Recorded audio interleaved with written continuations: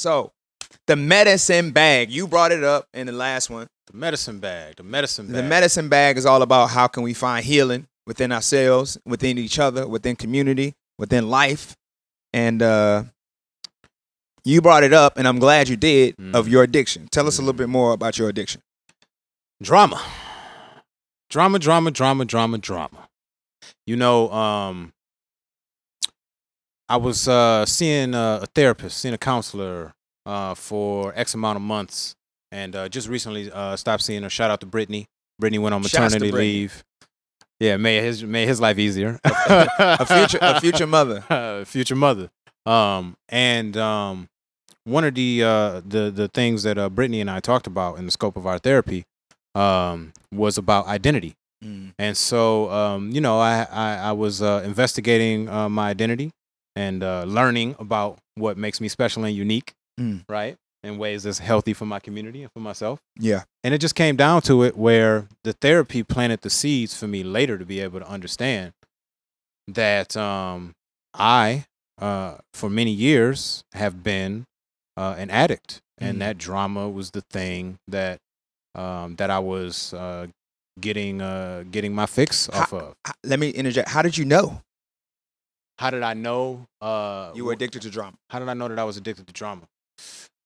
Because of the characteristics of addiction. You know, addiction is one of those things where when you don't get your fix, you know, you fight for your fix. When your fix isn't around, you lash out at the people who, you know, are nearby. It's not their fault. You take your resources, and that's one of the things that I really found is where it was that I was investing my resources and looking at the payoff that I was getting from certain behaviors. And once I started to investigate my payoff, once I started to increase my relationship to accountability and to say, there's some wheels that I'm on, some hamster wheels that I'm on, right? Some things, some behaviors that I'm engaging in that I don't even necessarily enjoy, but I continue to engage in them, and got honest with myself about the payoff, that I was looking forward to the payoff, even if the payoff was negative.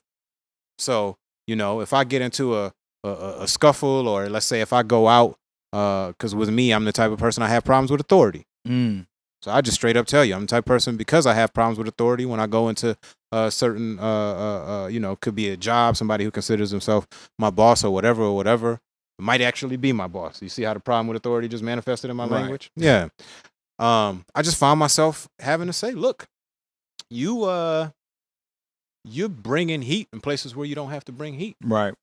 It's one thing for you to be assertive. It's one thing for you to be aggressive. But I had to ask myself, how many days go by where I'm not copping a certain kind of attitude about something? Right. And I can have a completely different perspective on life. I don't have to be copping an attitude. You know what that does to you? Right. To your physiology. You know, your liver, your brain. Cortisol. Yeah, the cortisol. Exactly. You know what I mean? So, yeah, I just had to face the music. I've been doing a lot of hard work. Shout out to my cousin. Shout out to my nephew, who I talked to for first time in about 10 years, Prince Evan Green. See you, salute. You know, him growing into a young man. But shout out to my cousin, Chris C. Wren, Eastside Oakland OG. Y'all can check him out on IG at ESOOG. That man right there, who had a coke addiction that for many years impaired his ability to be able to, you know, function and have healthy relationships. He's one of the people who's helped me out too. Wow. I'm just like, I just had to face the music, and you've seen me. Right. You've seen me.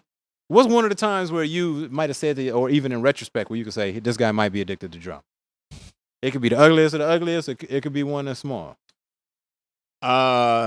When situations will rise, so I wasn't getting rid of it close enough. Here, conflict can only lead to more problems. What you mean? For example, for the people, if you get into a fight at a bar, you get arrested. You go to prison. Don't do that. That's not good. Yeah, and then you can get possibly kicked out of the country. You lose your job. Like it's just a spiral effect, because we're guests in this country. And as a guest, if you don't want nobody coming in your crib, just fucking shit up, just throwing shit all over the place. You don't want that. This is my first time asking this question. I can't wait to hear the rest of your answer. Right. So because this is great. This is a great reflection for me. When I was bringing the drama, and you was like, I think he has a problem. No, I never felt. I mean, there's one in particular situation I know I can think of. Yeah. Like when you were confronted about something that you had done, Sure. and instead of like, and because it's a very sensitive issue. It's all good. Kobe Bryant taught me the way. I tell everybody, you know, when Kobe Bryant said it best at the press conference. He said, you know, at the time, this is a quote too. Rest in peace, Kobe Bean. Yeah. He said, this is a quote. Kobe said, at the time, I thought the sex was consensual, but looking back at it, I could see how she would have thought otherwise. Right. And you know, Kobe showed me the way, but at the time, I wasn't going Kobe's way. At the time, he won't At the time, have. I was just being mad dramatic. I was like, yeah, you know. and the whole thing started with in essence, you trying to defend someone, but the whole confrontation started. Sure. With you trying to defend someone, but you were just being like super like aggressive, you know, and then it's true. dramatic. True. You were being dramatic, and we were in the middle of a podcast. Actually, I've been way. we actually was shooting. We're in the middle of maybe shooting like episode 4, episode 3 of like last season's podcast. So like we were actually busy, but your addiction superseded like what we were doing in order to like. That's how addiction does. And that's how it is. And like when you have an addiction, for me, I've been addicted to so many things, and like I'll pick one example: sugar. You know, like when sugar's your addiction, no matter like how much you want to be healthy, no matter how much I want my 6-pack, M&M's superseded 6-pack. You know, Doritos superseded my 6-pack. Like, dang. and so when you have an addiction, the awareness of it is just that much more important because you're aware of the payoffs. Like sugar would make me feel good. It would make me feel good. It would make me feel satiated in a way that, you know, eating healthy or not eating just didn't. So, but you came to your awareness through one thing that you learned along the way, maybe with Brittany. I don't know how you learned it, but you talked about the drama triangle. Right like, on. can you tell us a little bit more about the drama triangle? Well, thank you very much. The drama triangle. You know, as a codependent, a recovering codependent, I'm gonna say that. As a recovering codependent, or maybe I'm not codependent. Well, I think I'm still cutting the strings. So as somebody who is way far away from where I used to be, the drama triangle works like this. There are these 3 roles. Codependency functions because people stage it, okay? It's manufacturing drama where there was no drama. So it comes along like theater, right? So there's 3 roles. The one role, and the most obvious role I want to talk about, we'll talk about from the bottom up, is the victim. So somebody has to play the victim in the drama triangle. That's one of the points. When there's a victim, then there's a problem because somebody's doing something to somebody, or, you know, this is a person who's in need, or, you know, whatever. And usually the victim is going to have one of these 2 people that's attached to him.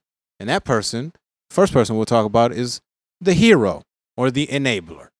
There's a person who they want to swoop in and they want to save an individual by doing something for that person that the person could do for themselves, crippling them in the process. If you walk on crutches and you don't need crutches, you just make your legs weak. Right. So the situation with the enabler or the hero is they're saving somebody who really doesn't need to be saved.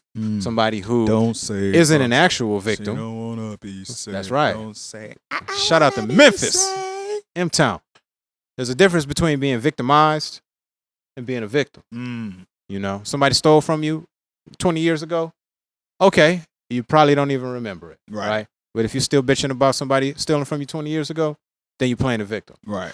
So you have these heroes and these enablers who swoop in, who they want to save you. And then the third person in the drama triangle, if the hero and enabler is point number 2, is the persecutor. You know, the persecutor or the villain, they're the person who they're saying to the victim, they're victimizing the victim. And then they got to have drama because they got to be fighting with the hero or the enabler. And the dangerous part about this situation is that these roles are interchangeable all the time. So the one person who's the persecutor now becomes the victim because the hero came at them too hard, and so now they're the victim, and then the person who was the victim now gets to be it's a really vicious, ugly cycle.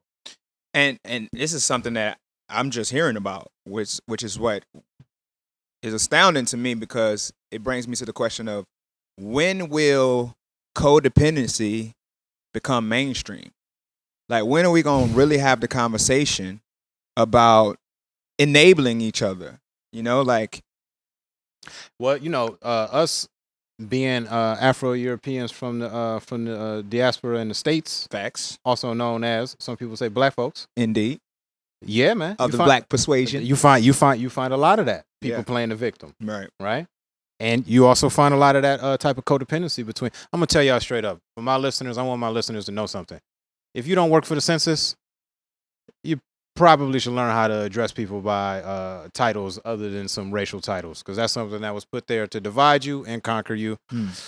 Yeah, I'm just saying. I'm not with it. I feel like all of that type of victimhood, or the false persecutions and things like that, we find it so many places in society. We find it here in China, with a lot of young women. They want to play the victim because they're not married yet, or they don't have a perfect family yet, right? We find it in the States with a lot of so-called black folks. You can find, if you want to be part of the drama triangle, you can find all types of excuses. It's easy to be in the drama triangle. Yeah, absolutely. It's some kind of negative energy vampire that's waiting to feed off of your energy right now. And if you want to go ahead and get your blood sucked and get your energy sucked, you can do that. But you don't have to be part of the drama triangle. You don't have to be a victim.